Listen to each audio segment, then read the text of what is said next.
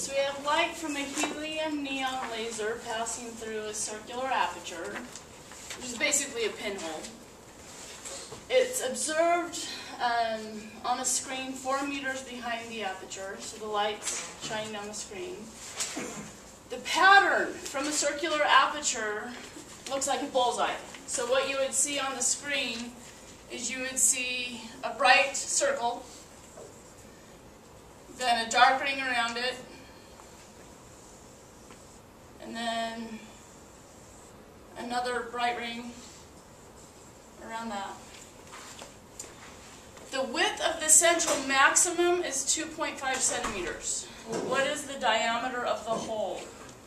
So the width, so going from one side of the dark over to the other side of the dark, that's our 2.5 centimeters. So obviously not drawn to scale. In our equations, we know that theta is 1.22 lambda over d. That's one equation we have.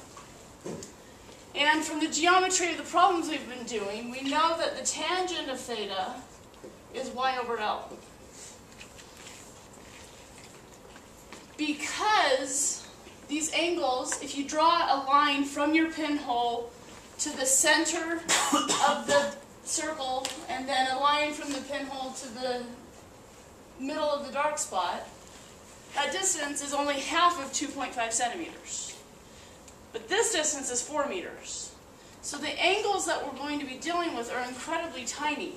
So the tangent of theta and the sine of theta are the same thing as theta. So we can say that theta is equal to y over L. So setting these equal, y over L is 1.22 lambda over d. Solving for d, bringing the L up and the y under. Now y, in our equations for y, where is y measured from? The center. The center. So y is from the center of the bright spot there over to the edge. So y is half of the 2.5 centimeters.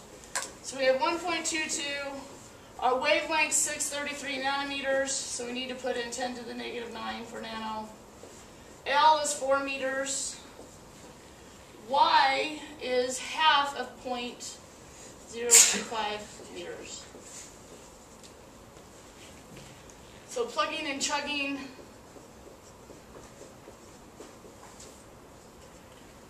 you should get 2.47 times 10 to the negative 4th meters. Or if you want to write it in terms of millimeters, mil is 10 to the negative 3, so it would be 0.247 millimeters. So about 1/4 of a millimeter is how big this pinhole is. Very, very tiny.